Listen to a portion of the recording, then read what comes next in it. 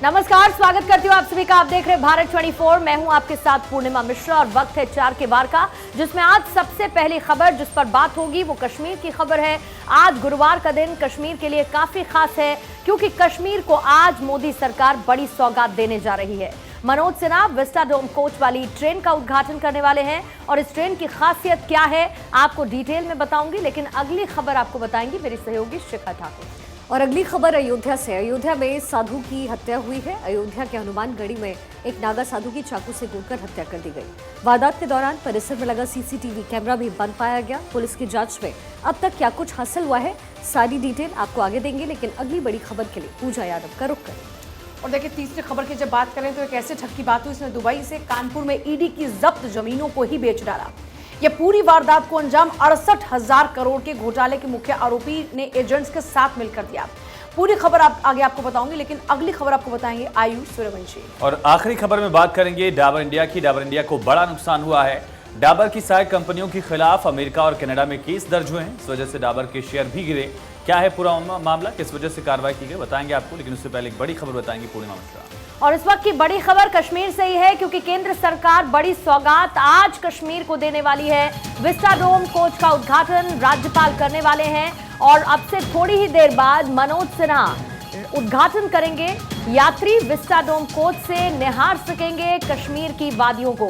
इससे पहले आपने देखा होगा मोदी सरकार की तरफ से पहल की गई कि कैसे घाटी में टूरिज्म को बढ़ावा दिया जाए और उसी का एक्सटेंशन इस विस्टाडोम कोच को आप कह सकते हैं, जिसका उद्घाटन अब से थोड़ी ही देर बाद मनोज सिन्हा करने वाले हैं।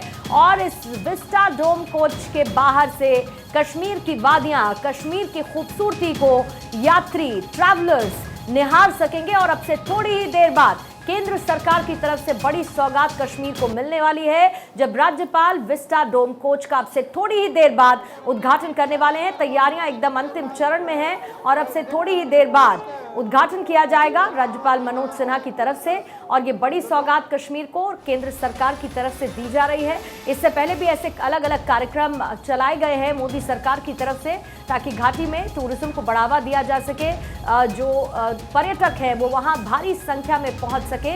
और इसके लिए सरकार की तरफ से लगातार कोशिश हो रही है और उसी बीच में इसे एक बड़ी पहल के तौर पर देखा जा रहा है। विस्टाडोम कोच का उद्घाटन अब से थोड़ी ही देर बाद। तजम्मुल मेरे सहयोगी इस पर और ज्यादा जानकारी के साथ इस वक्त जुड़ चुके हैं। तजम्मुल, जरा डिटेल्स दीजिए, ये विस्टाडोम कोच किस तरीके से यात्रियों की ट्रैवलिंग को और ज्यादा सुहाना बनाएगी, किस तरीके से होगा ये? देखिए, जम्मू कश्मीर घाटी को सबसे बड़ा सपना जो होगा वो दिल्ली और बारामूला के बीच में रेल कनेक्टिविटी जब शुरू हो जाएगी, जो इसका गालिबन डेडलाइन जो है 2024 जनवरी फरवरी में तकरीबन शुरू हो जाएगा।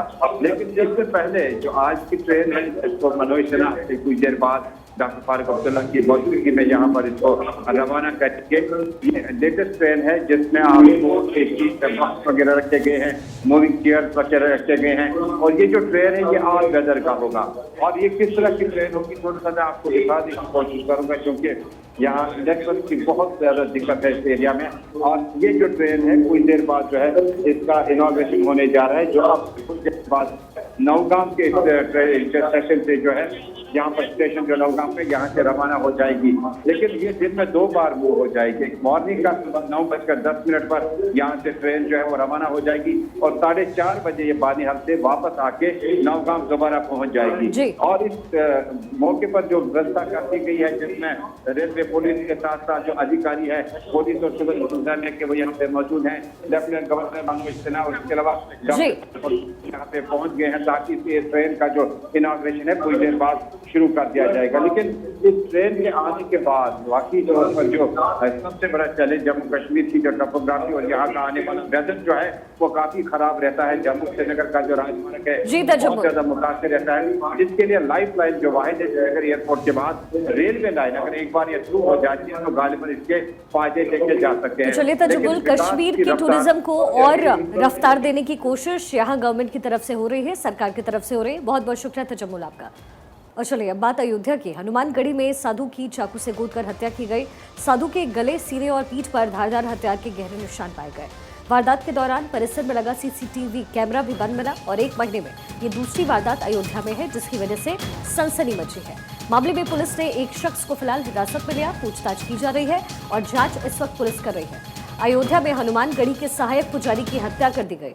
मंदिर के आश्रम में एक कमरे में पुजारी की लाश पाई गई। धारदार हथियार से गला काटकर उसकी हत्या की गई।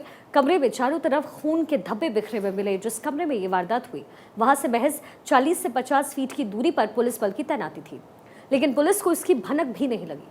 मृतक पुजारी की शिनाख्त राम सहारे दास के तौर पर हुई है। वह हनुमानगढ़ी की बसंतिया पट्टी के साकेतवासी संत दुर्बल दास के शिष्य थे। हनुमानगढ़ी के आश्रम में जिस कमरे में पुजारी की लाश पाई गई वहां वो अपने 2 चेलों के साथ रहते थे। एक चेला सीसीटीवी कैमरा बंद करता हुआ नजर जरूर आया। वो मौके से फिलहाल फरार है, जबकि दूसरे को पुलिस ने हिरासत में ले लिया। यह हत्या क्यों हुई है, इसके पीछे 2 आशंकाएं इस वक्त जाहिर की जा रही है। पहली, पुजारी का 10 बीघा जमीन का विवाद चल रहा था। वहीं दूसरी, जिस चेले के साथ वो रहते थे उनके साथ विवाद हुआ था। अयोध्या के आईजी प्रवीण कुमार और एसएसपी राजकरण नैयर भी मौके पर पहुंचे। छानबीन में सामने आया कि गला रेत करके हत्या हुई, लेकिन मौके से धारदार हथियार बरामद नहीं किए जा सके। फॉरेंसिक टीम को भी यहां पर बुलाया गया।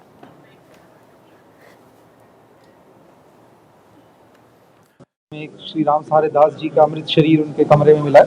सूचना मिलते ही तत्काल फॉरेंसिक यूनिट, फील्ड यूनिट और सभी वरिष्ठ अधिकारियों के द्वारा मौके पे आकर के देखा गया है। इनके साथ इनके 2 शिष्य इनके यहाँ पे कमरे में रहते थे। उन पे प्रथम दृष्टया संदिग्धता जाहिर की जा रही है। एक शिष्य को हिरासत में लेकर पूछताछ की जा रही है। मेरे सहयोगी मेरे साथ इस वक्त जुड़ गए हैं। अवनीश, क्या कुछ अभी तक पुलिस ने अपनी तफ्तीश में पाया है?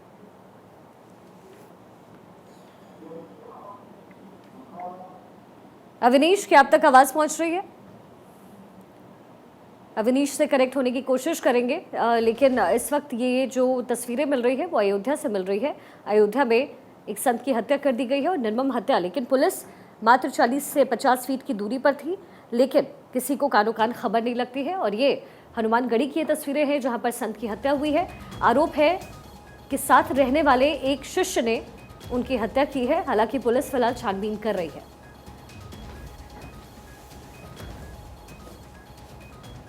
और देखिए अगली खबर का रुख करते हैं। दुबई से कानपुर में बेच डाली ईडी की जब्त जमीनें। 68,000 करोड़ के घोटाले के आरोपी ने जमीनों को बेच दिया। आरोपी ने एजेंट के साथ मिलकर इन जमीनों को बेच दिया।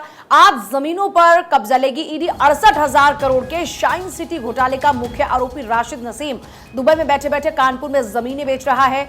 ईडी द्वारा जब्त जमीनों का अवैध तरीके से सौदा कर बेचा जा रहा है, ये ईडी ने पूरा खुलासा किया है। इसका खुलासा होने के बाद ईडी और सक्रिय हो गई। नरवल तहसील में ईडी 19 एकड़ जमीन पर दोबारा से कब्जा लेने के लिए आज पहुंचेगी।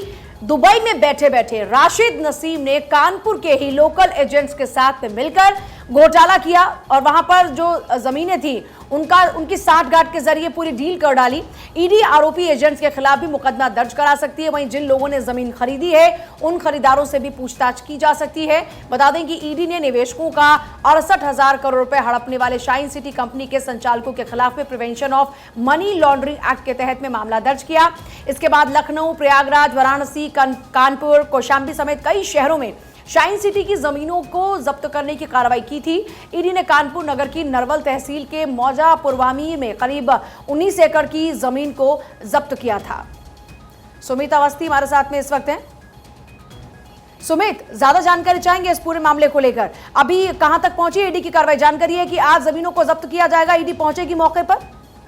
ये बिल्कुल जिस तरीके से ये पूरा मामला है, लगातार जो निवेशक हैं वो अपने हाथ से आने के लिए दर की ठोकर कहीं ना कहीं खाने को मजबूर है। वहीं पर यहाँ पर अब तक 60,000 करोड़ रुपए का कहीं ना कहीं घोटाला भी हुआ है। जिस तरीके से निवेशकों का पैसा यहाँ पर जो जिन लोगों ने फ्रॉड करके पूरी तरह से लोगों के जो 60,000 करोड़ रुपए का यहाँ पर घोटाला हुआ है उनका पैसा हड़प लिया गया। सबसे बड़ा सवाल ये है कि दुबई में बैठे बैठे उसने 68,000 करोड़ की जमीन को बेच डाला और किसी को कानो कान भनक नहीं लगे। यहाँ पर तो और भी जो लोग संलिप्त है उनकी भी जांच होनी चाहिए। कौन है वो लोग? जी बिल्कुल, जिस तरीके से सरकार का जो एजेंडा है कि भू माफिया जो है बिल्कुल बर्दाश्त नहीं की जाएंगे और लगातार भू माफियाओं के खिलाफ कार्रवाई की जा रही है, तो कहीं ना कहीं उसी को देखते हुए सरकार ने बहुत बड़ा एक्शन लिया है। और आज कानपुर में ईडी की टीम जो है महाराजपुर के नरवल इलाके में पहुंची। यहाँ पर 19 एकड़ जो जगह है वहां पर आप विजुअल्स के जरिए भी देख सकते हैं। ईडी की टीम ने वहां पर जब्त किया हुआ है और लगातार वहां पर पुलिस फोर्स भी वहां पर मौजूद है और इस पूरे मामले की कार्रवाई निश्चित तौर पर तेजी से सख्ती से कहीं ना कहीं प्रशासन यहाँ पर कार्रवाई करता हुआ दिखाई दे रहा है। ठीक है सुमित, तमाम जानकारी के लिए बहुत शुक्रिया आपका। वही डाबर इंडिया को बड़ा नुकसान हुआ है। डाबर की सहायक कंपनियों पर केस दर्ज किए गए हैं। नमस्ते, डरमोविया, DINTL पर केस दर्ज किया गया। अमेरिका और कनाडा में केसेस दर्ज किए गए हैं। दरअसल डाबर इंडिया पर इसका पूरा असर देखा जा रहा है, शेयर्स भी गिरे हैं। डाबर की 3 सहायक कंपनियों के खिलाफ अमेरिका और कनाडा में कई मामले दर्ज किए गए। उपभोक्ताओं ने आरोप लगाया कि कंपनी के हेयर प्रोडक्ट्स में इससे ओवेरियन कैंसर और गर्भाशय का कैंसर होता है। जिन कंपनियों के खिलाफ मामले दर्ज किए गए उनमें नमस्ते लैबोरेटरीज LLSC, नमस्ते, डरमोविया स्किन एसेंशियल्स इंक, डरमोविया और डाबर इंटरनेशनल लिमिटेड DINTL शामिल है। ये सभी डाबर इंडिया लिमिटेड की सहायक कंपनियां हैं। एक्सचेंज को दी गई जानकारी के मुताबिक ये मामले शुरुआती चरणों में हैं। वर्तमान में MDL में लगभग 5400 मामले हैं, जिनमें नमस्ते, डरमोविया और DINTL और कुछ अन्य कंपनियों को प्रतिवादी बनाकर उनकी शिकायत की गई है। तो लगातार डाबर के शेयर्स में गिरावट देखी गई है। पिछले 1 महीने में लगभग 5% से ज्यादा डाबर के शेयर्स गिरे हैं। पिछले 2 दिन से भी डाबर के शेयर्स लगातार गिर रहे हैं और उसका बड़ा कारण जो है कनाडा और अमेरिका में डाबर की सहायक कंपनियों के खिलाफ जो केसेस दर्ज किए गए हैं उसका असर देखा जा रहा है। दरअसल कंज्यूमर्स ने शिकायत की है कैंसर से जुड़े हुए दरअसल प्रोडक्ट्स में जो केमिकल्स यूज किए गए थे उनसे कैंसर होने का खतरा बताया गया है। इसी को लेकर फिलहाल जांच चल रही है, लेकिन दूसरी तरफ इससे डाबर इंडिया को बड़ा नुकसान।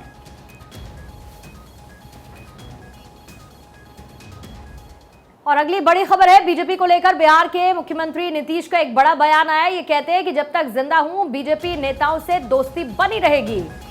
अब सीएम नीतीश के इस बयान के बाद जाहिर है इसको लेकर कयास लगाए जाएंगे, लेकिन जब तक जिंदा हूं बीजेपी के साथ दोस्ती बनी रहेगी, ये कहना है नीतीश कुमार का। बीजेपी को लेकर, बीजेपी के नेताओं को लेकर नीतीश कुमार का ये बयान सामने आया है। और इससे पहले इस तरीके के सवाल उठते रहे, क्या नीतीश की घर वापसी होगी, क्या वो वापस बीजेपी में जाएंगे।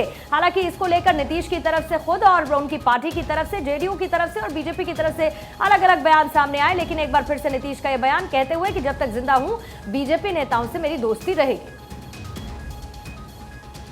हमारे हैं सब साथी है, छोड़िए ना भाई, हम अलग हैं आप अलग है, छोड़ो रे कैसे काम।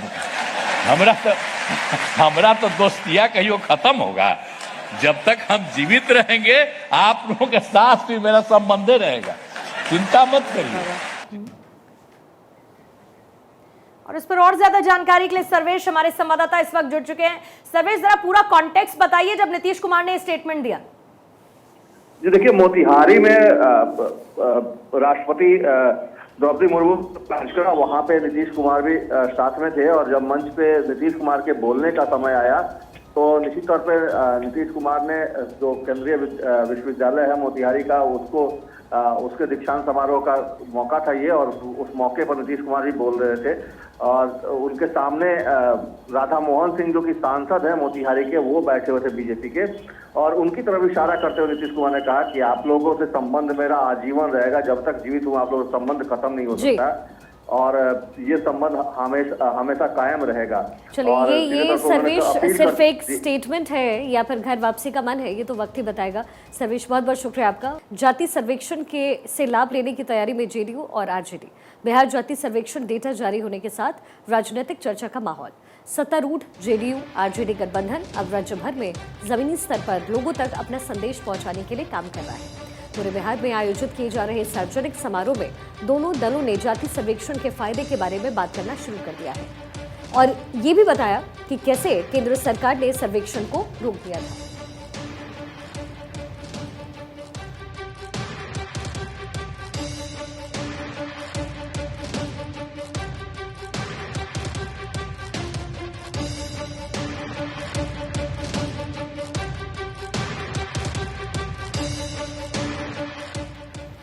कश्मीरी प्रवासी परिवारों के लिए राहत राशि बढ़ाई गई है, बढ़ाकर 27,000 रुपए प्रति माह कर दिया गया। दिल्ली भर में रहने वाले कश्मीरी प्रवासियों को एक बड़ी राहत दी गई है। एलजी विनय कुमार सक्सेना ने बुधवार को परिवारों को दी जाने वाली मासिक राहत राशि को 10,000 रुपए प्रति माह से बढ़ाकर 27,000 रुपए प्रति माह करने के प्रस्ताव को मंजूरी दे दी। एलजी ने कश्मीरी प्रवासी कार्ड में नाम जोड़ने या विभाजन को भी मंजूरी दे दी है, जिससे प्रवासियों के युवाओं और विवाहितों को AMR के हकदार बनने की सुविधा भी मिल पाएगी।